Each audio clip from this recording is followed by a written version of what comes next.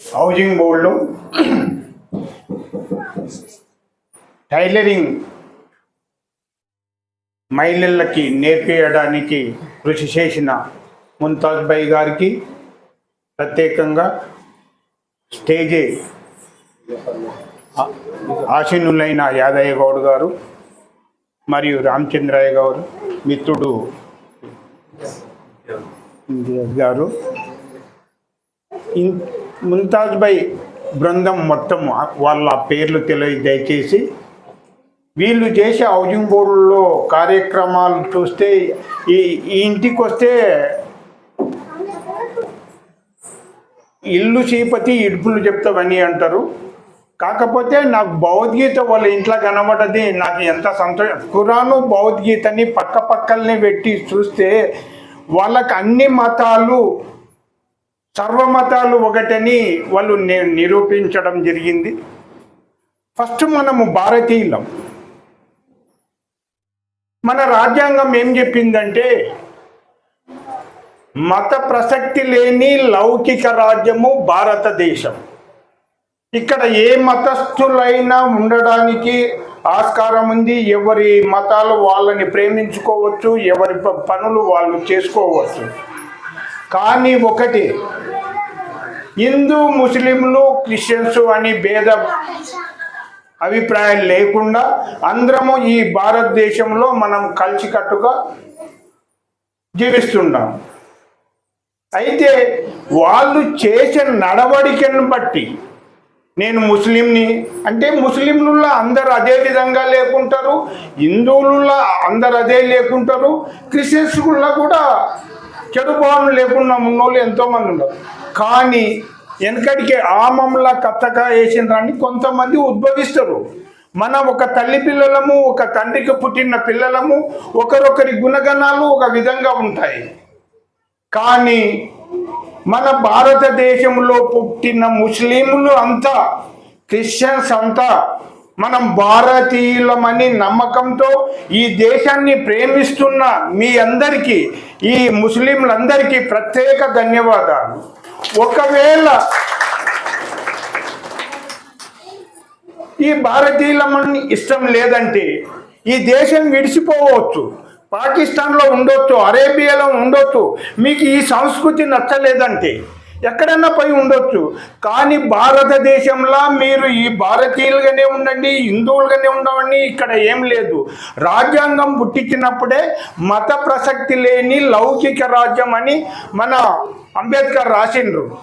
వాళ్ళు అదే విధంగా ఆచరిస్తూ ఈరోజు ఈ ముంతాజ్ భాయ్, నాకు కూడా శ్లోకాలు రావు, కానీ వాళ్ళు ఎంత పవిత్రతతో ఒక శ్లోకం గురించి దాని తాత్పర్యం గురించి చెప్తుంటేనంటే ఒక భారతీయుడిగా, ఒక హిందువుగా నాకే అసహ్యం పుట్టింది. నా మనసు నాకే. ఎందుకు నేను ఆ శ్లోకాలు నేర్చుకోలేదు? నేను లేస్తేనే ఒక శ్లోకం చెప్పడానికి కూడా నాకు రాదు అంటే ఇంకా మన వ్యక్తిత్వాన్ని బట్టి, మనసును బట్టి మనము నడుచుకోవాల్సి వస్తుంది. హిందువులు అలాగా, ముస్లిమ్స్ అలాగా, క్రిస్టియన్స్ అలాగా అనేది ఇక్కడ ఏ రాజ్యాంగంలో రాసలేదు. అందరూ సమానంగా మనం బతకవచ్చు ఈ భారతదేశంలో అందరము. కానీ మన ధర్మం మనం మీ ధర్మం మీరు పాటించండి, హిందువుల ధర్మం హిందువులు పాటిస్తారు, క్రిస్టియన్స్ కానీ భారతదేశాన్ని గురించి విమర్శించే ఏ వ్యక్తినైనా నేను ఖండిస్తున్నా.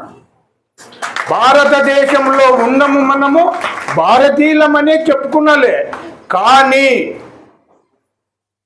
నేను ఇది అది చెప్పుకుంటే దాన్ని నేను ఈడ వచ్చి నేను ఏదో పాకిస్తాన్ చేయంటే నేను హిందూ అరేబియా ఇదంటే అది మనం ఒప్పం. భారతదేశంలో ఉండము, మన భారతీయులనే బతుకుతాము.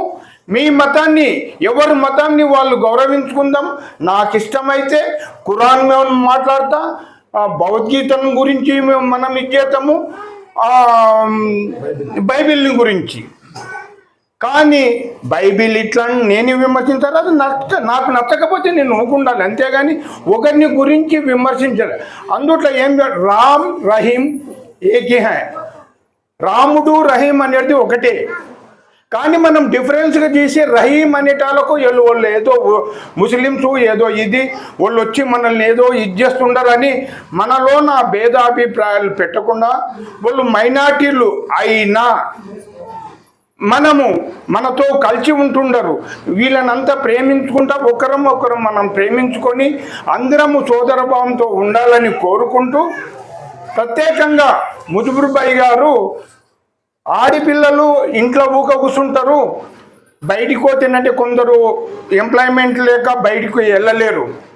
భర్త ఈ కాలంలో భార్యాభర్తలు కష్టం చేస్తేనే సంసారం వెళ్ళేది కష్టము. అది ఆలోచించి ఆడపిల్లలకు టైలరింగ్ అంటే ఇంపార్టెంట్, ముఖ్యంగా అది మన ఇంట్లో మనం కూర్చొని చేసుకునే పని.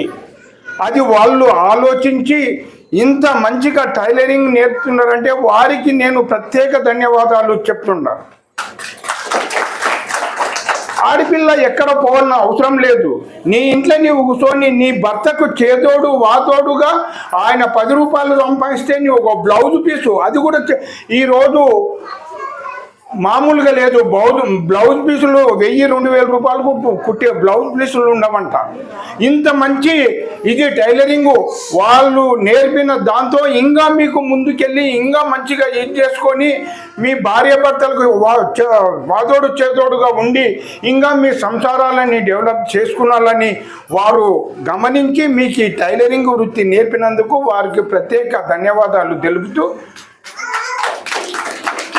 జరిగిపోయిన శ్రీరామనవమి రంజాన్ శుభాకాంక్షలు తెలియజేస్తూ నా ఉపన్యాసం ఇంతటితో ముగిస్తున్నాను.